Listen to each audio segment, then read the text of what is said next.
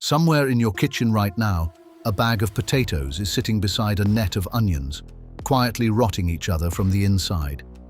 Your bread is in the fridge going stale 6 times faster than it would on the worktop. Your tomatoes have lost their flavor, and it is permanent. British households bin around 700 pounds of food a year, and most of that is not laziness. It is storage. Number 6 will have you emptying the salad drawer tonight. Number 1 still splits food scientists down the middle. Let us count down. Number 25, dried herbs and spices above the cooker. That little rack sitting proudly above the hob, the one with the oregano and the paprika lined up like soldiers, is the single most convenient place in your kitchen and the single worst. Heat, light, and steam are the 3 things that destroy dried herbs, and you have parked yours where all 3 arrive at once, several times a day. Every time you lift the pan lid, a cloud of hot moisture rises straight into those jars. The volatile oils that carry the flavor simply evaporate. Within about 4 months, your paprika is red dust and nothing more. A jar of decent dried oregano costs around £1.80 now, and most families own 8 or 9 jars they are quietly replacing twice as often as they need to. Move them to a cool, dark cupboard away from the oven. Not beside the kettle either. The same steam, the same slow theft. Number 24. Tea in a caddy next to the kettle. This one is almost a national ritual. The tea caddy lives beside the kettle because that is where you make tea, and Britain has been doing it that way since your nan had a tin with a picture of the Queen on it. But every time that kettle boils, it releases a column of steam directly over the caddy, and tea leaves are among the most absorbent things in your kitchen. They pull in moisture. They pull in the smell of last night's curry. Loose-leaf tea stored properly holds its character for a year or more. Stored beside a kettle, it turns flat and papery in about 3 months. Even tea bags dull. The paper wicks in humidity and the leaf inside oxidizes. Shift the caddy to a cupboard, keep the lid properly seated, and never store tea in a clear glass jar on the windowsill. It looks lovely. It is a slow execution. Number 23. Coffee in the fridge. Somebody, somewhere, decided coffee belongs in the fridge, and the myth has been passed down like a family heirloom. It is wrong twice over. Coffee is porous, and a fridge is a box of competing smells. Your beans will taste faintly of onion within a fortnight. Worse is the condensation. Every time you take the bag out, warm kitchen air hits cold coffee and water settles on the grounds. Water is what starts extraction, so you are brewing your coffee badly in the packet, days before it reaches the cafetiere. A bag of decent beans runs £7 or £8 now.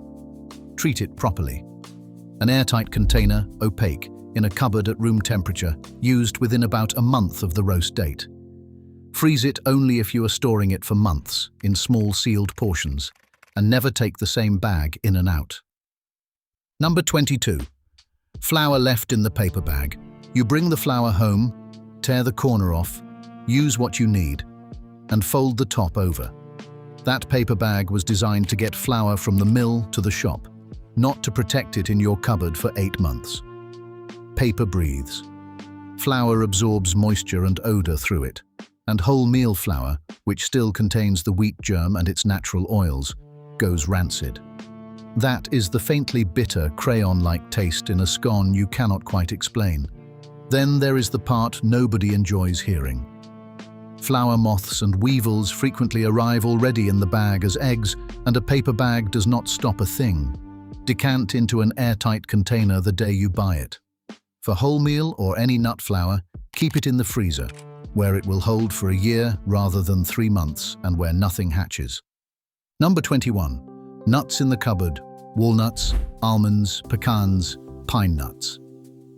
That bag of walnuts in the back of the cupboard from Christmas is not stale. It is rancid, and there is a difference. Nuts are roughly half oil, and those oils are polyunsaturated, which is the chemical way of saying fragile. Warmth and oxygen turn them, and the taste is that sharp, paint-like edge on the back of the tongue that makes people think they simply do not like walnuts. They do. They have just never had a fresh one. Pine nuts are the worst offenders and the most expensive, at nearly £4 for a small bag. The fix costs nothing. Put every nut you own in the freezer. They do not freeze solid. They do not need defrosting. You can chop them straight from the bag, and they will hold for a year instead of 2 months. Every professional bakery in the country already does this. Number 20. Olive oil beside the hob or on the windowsill. Here is where this gets interesting because this mistake is driven entirely by aesthetics.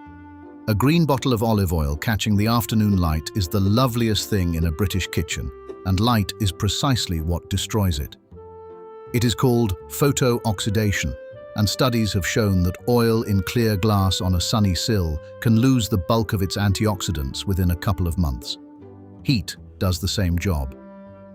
Parking the bottle beside the hob means it warms and cools every single day, and each cycle degrades it further. That 12-pound bottle of extra virgin you bought as a treat is worth less than supermarket own brand by the time you get halfway down. Buy it in dark glass or a tin. Keep it in a cupboard. If you must have a bottle out, decant a week's worth into a small one and refill it. Number 19. Honey in the fridge. Honey is one of the only foods on earth that genuinely does not spoil. Sealed pots have been found in Egyptian tombs and were still, technically, edible. It is too sugary and too acidic for anything to live in. So why is yours in the fridge? Cold does not preserve honey. Cold makes it crystallize. Those gritty sugar crystals form fastest around 10 to 14 degrees, which is roughly a fridge door, and then people assume the honey has gone off and bin it. It has not. It has simply changed shape. Keep honey in the cupboard, lid on, spoon clean and dry, because the only thing that will ever ruin it is water introduced by a wet teaspoon. And if it has already gone solid, stand the jar in a bowl of warm water for 10 minutes. It comes straight back. Nobody needs to buy honey twice.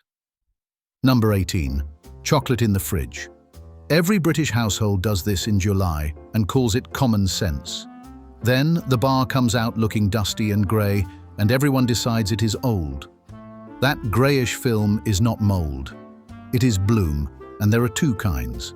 Fat bloom happens when cocoa butter migrates to the surface after temperature swings. Sugar bloom happens when condensation dissolves the sugar on the surface, and it recrystallizes as the chocolate warms. Both are harmless and both wreck the texture, turning that clean snap into something chalky. Worse, chocolate is fatty, and fat absorbs odor brilliantly. Fridge chocolate tastes of fridge. Store it between 15 and 18 degrees in a cupboard, wrapped away from light. In a genuine heat wave, the coolest cupboard in the house beats the fridge every time. If you truly must chill it, seal it airtight and let it come back to room temperature before you open it. Number 17. Biscuits and crisps kept with a clip. The bag clip is one of the great British self-deceptions. You fold the packet, you clip it, and you believe you have sealed something. You have not. You have made a tube with 2 open ends and a decorative bit of plastic on top. Biscuits and crisps go soft because they are hygroscopic, meaning they pull water vapor out of the air until they reach equilibrium with your kitchen. And a British kitchen in November is a very damp place indeed. A half-eaten packet of digestives goes limp within 2 days. Here is the part that catches people out. Bread and cakes go stale the opposite way, by losing moisture, which is why they harden. Same word, opposite mechanism. Crisps and biscuits need genuinely airtight tins. Your nan's biscuit barrel with the rubber seal was not decoration. It was engineering, and it worked. Number 16. Bacon left in the opened packet. You open the pack on Saturday, fry off 4 rashers, fold the plastic back over the rest, and slide it into the fridge. By Wednesday, there is a grey sheen and a wet, slightly sour smell, and the whole lot goes in the bin. Around 4 pounds gone. That vacuum pack was doing all the work. The moment you break the seal, oxygen reaches the cured surface, and the cure alone cannot hold it for long, particularly with the lower salt bacon most of us buy now. Once it is open, treat bacon like an open packet with a 4-day clock, tightly wrapped and stored at the back of the bottom shelf where it is genuinely cold. Better still, the day you open it, roll the remaining rashers individually, freeze them on a tray, then bag them. They separate cleanly, they cook from frozen, and nothing is ever wasted again. Number 15. Cheese suffocated in cling film. Here is where this gets properly annoying, because the shop hands you the problem. Cheese is alive. Cheddar, Brie, Stilton. Every proper cheese contains active bacteria and molds that need to breathe and need to release moisture. Wrap it airtight in plastic and you trap that moisture against the surface.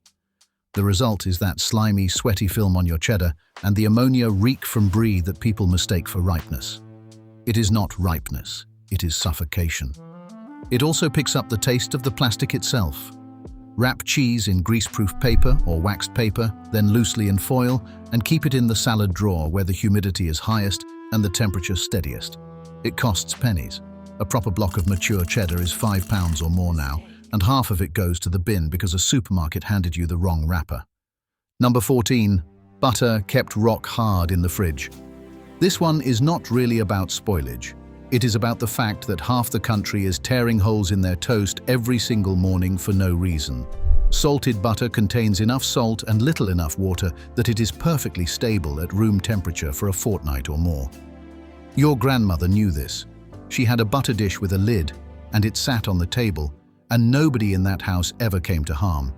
The lid matters, because the enemy is light and air, not warmth, and butter left uncovered in sunlight will go rancid within days. A French butter crock, the kind with water in the base, seals it completely and holds it soft for weeks.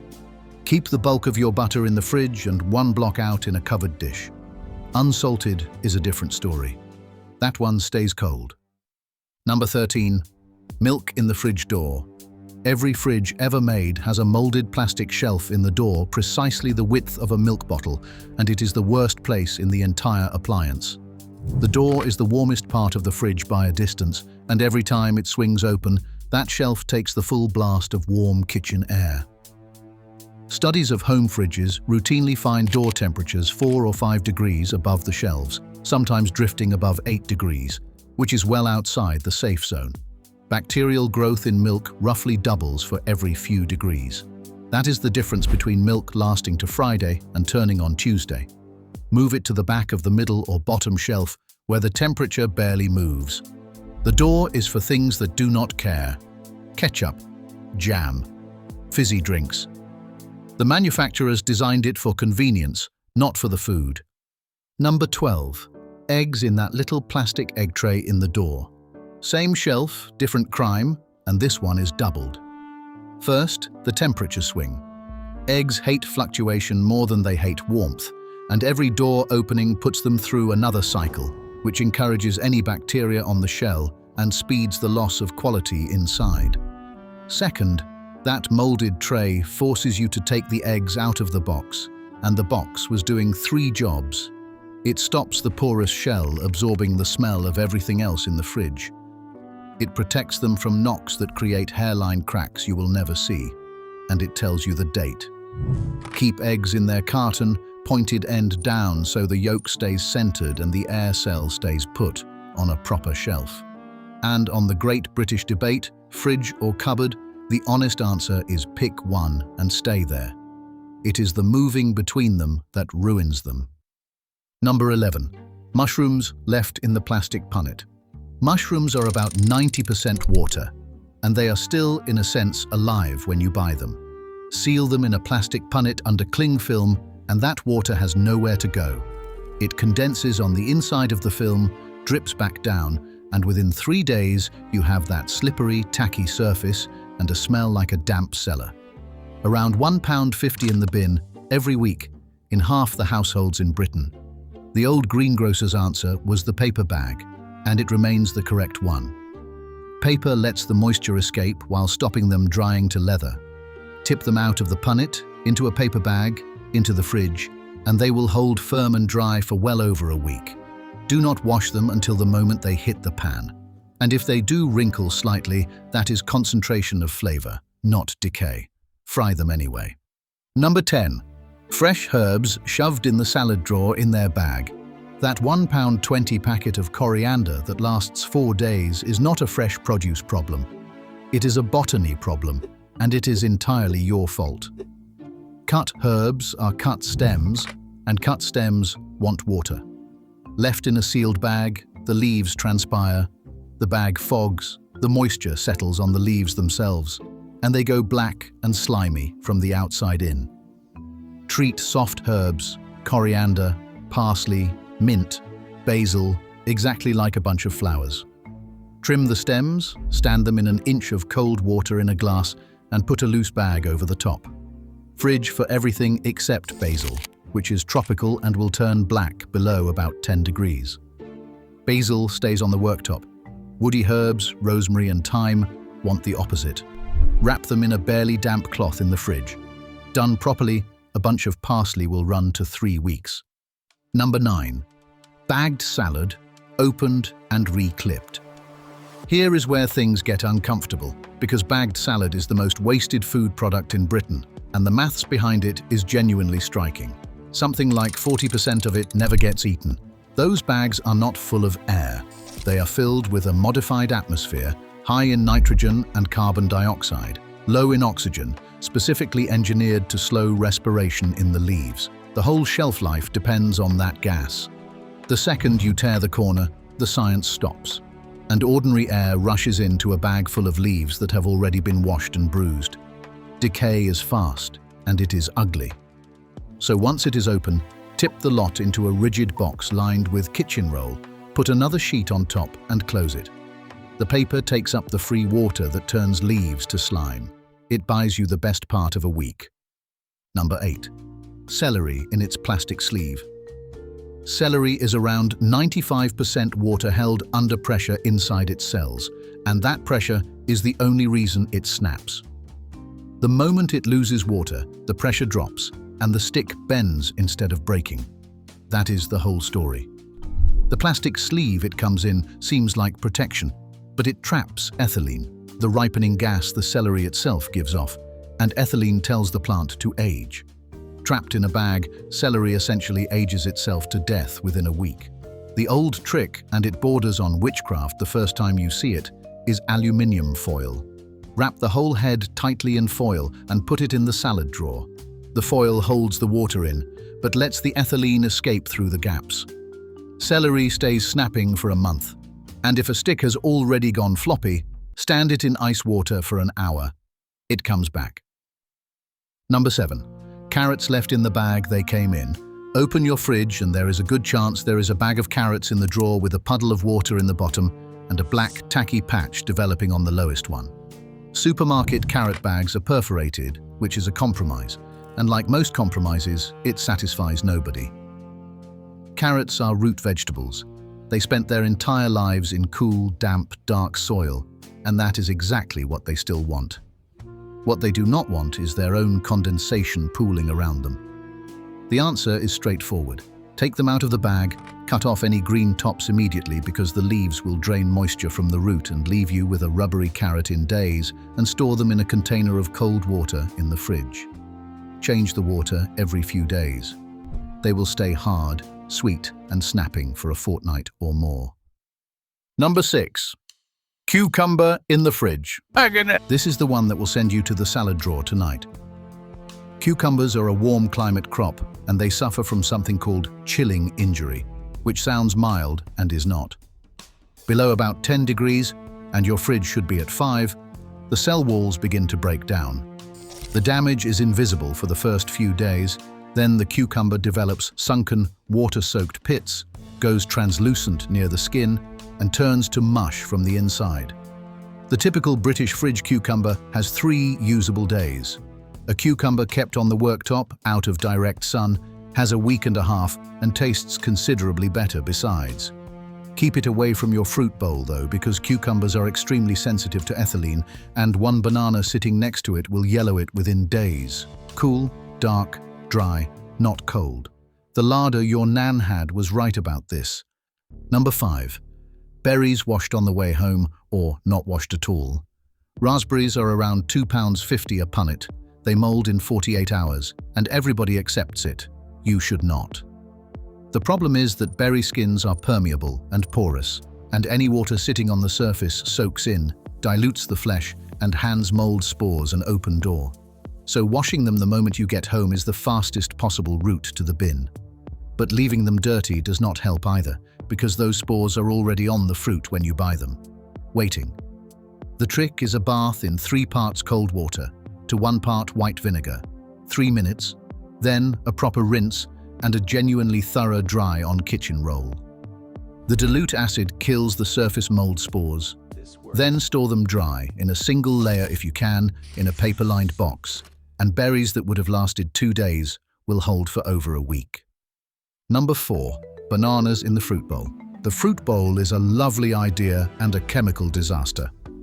Bananas are one of the strongest ethylene producers in the entire plant kingdom, and ethylene is the gas that tells other fruit to ripen. Put a bunch of bananas in a bowl with your apples, your pears, and your tomatoes, and you are running an industrial ripening chamber on your kitchen table.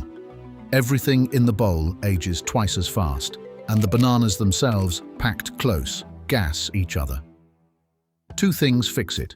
Keep bananas alone, on their own hook or plate, well away from other fruit. And wrap the crown, the point where the stalks join, tightly in cling film or foil, because that crown is where the bulk of the ethylene escapes. It buys you 3 to 5 days. Never the fridge, though. Cold turns the skin black in hours through the same chilling injury as the cucumber. Number 3. Onions and potatoes stored together.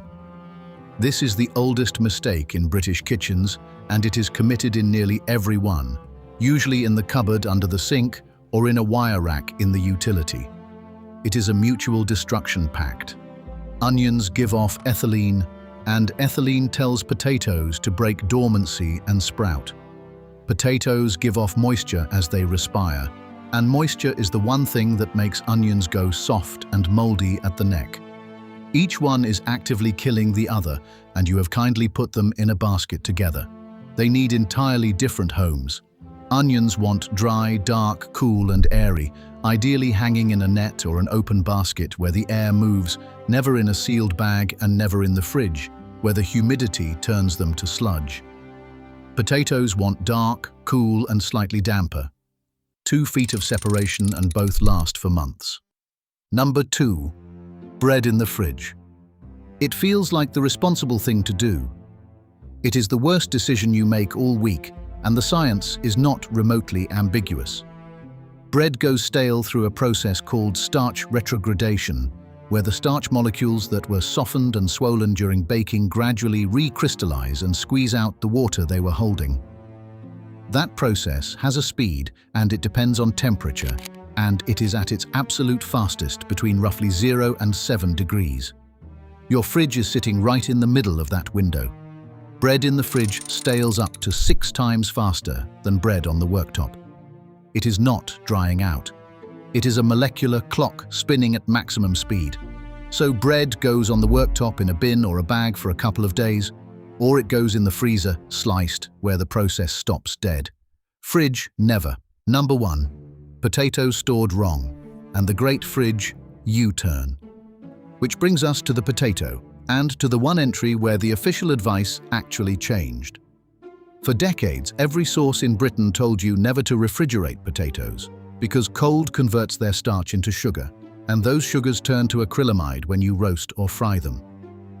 Then, in 2020, the Food Standards Agency reviewed the evidence and quietly reversed it, concluding that the real-world risk was negligible and that keeping potatoes cold to stop waste made more sense.